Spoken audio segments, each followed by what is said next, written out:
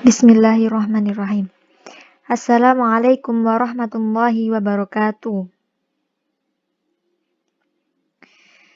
Baik, di sini saya, Ayuna Nur Habibatul Mauludiah, akan menjelaskan mengenai hawanah. Yang pertama yaitu pengertian hawanah. Hawanah berasal dari bahasa Arab, yaitu dari kata hawana yahdunu hawnan, yang berarti lambung, rusuk, erat, atau dekat. Secara bahasa, hawanah ini diartikan dengan pemeliharaan anak atau meletakkan sesuatu di pangkuan atau dekat dengan tulang rusuknya. Kemudian para fuqaha mendefinisikan al-hadh adalah memelihara anak kecil laki-laki atau perempuan atau orang yang kurang akal yang tidak bisa membedakan. Hadhanah juga berarti pendidikan dan pemeliharaan anak yang dilakukan oleh kerabat anak tersebut sejak dari ia lahir sampai ia sanggup berdiri sendiri mengurus dirinya. Kemudian pelaksanaan hadhanah. Hadhanah ini dilaksanakan dengan mendidik anak, memenuhi kebutuhan anak, mengawasi dan menjaga anak. Hadhanah ini diberikan kepada anak sampai usia tertentu saja, yaitu sampai mereka dikatakan mumayyiz. Dalam hal ini ada beberapa perbedaan pendapat. Yang pertama yaitu Imam Hanafi berpendapat bahwa hadhanah diberikan kepada anak sampai mereka berusia 9 tahun untuk perempuan dan 7 tahun untuk laki-laki. Sedangkan Imam Hambali, Imam Syafi'i, dan Imam Malik berpendapat bahwa hadhanah diberikan kepada anak sampai mereka berusia 7 tahun. Dan dalam kompilasi hukum Islam, ini disebutkan bahwa yang dikatakan mumayyiz adalah anak yang sudah berusia 12 tahun. Sedangkan dalam Undang-Undang Nomor 1 Tahun 1974 tentang perkawinan disebutkan sampai usia 18 tahun. Nah, untuk memberikan hadhanah kepada mahdhun yaitu anak yang dirawat, maka hadin atau orang yang merawat harus memenuhi syarat-syarat sebagai berikut. Yang pertama yaitu berakal. Jadi kalau kayak orang gila itu tidak berhak merawat mereka. Yang kedua yaitu merdeka. Yang ketiga yaitu muslim. Mengapa harus muslim? Karena tugas pengasuhan itu juga termasuk memberikan pendidikan yang mengarahkan kepada ajaran Islam, kepada syariat Islam.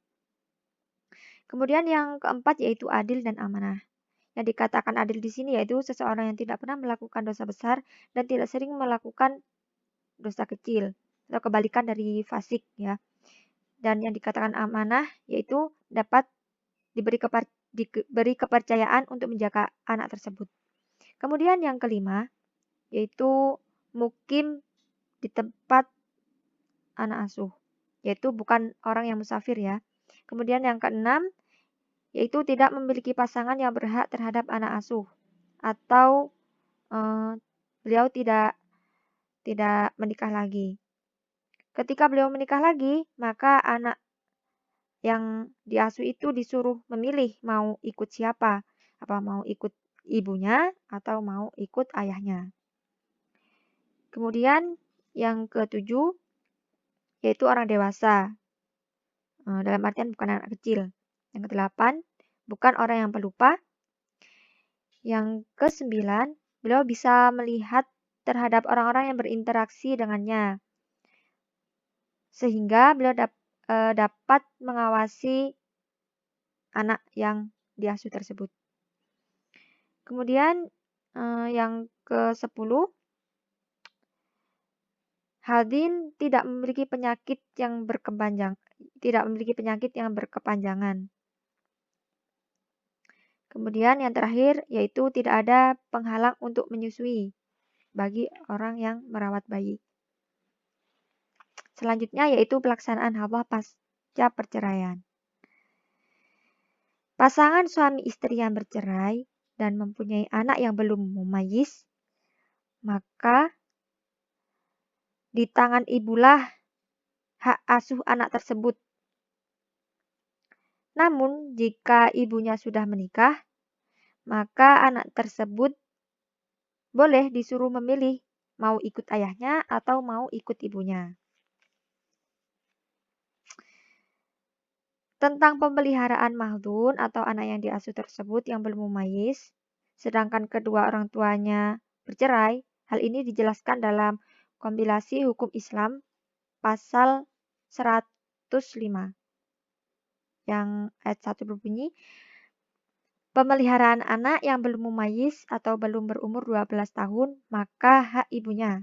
Kedua, pemeliharaan anak yang sudah mumayyiz diserahkan kepada anaknya untuk memilih di antara bapaknya. Yang ketiga, biaya pemeliharaan ditanggung oleh bapaknya. Mungkin cukup sekian dari saya, kurang lebihnya mohon maaf dan terima kasih. Wassalamualaikum warahmatullahi wabarakatuh.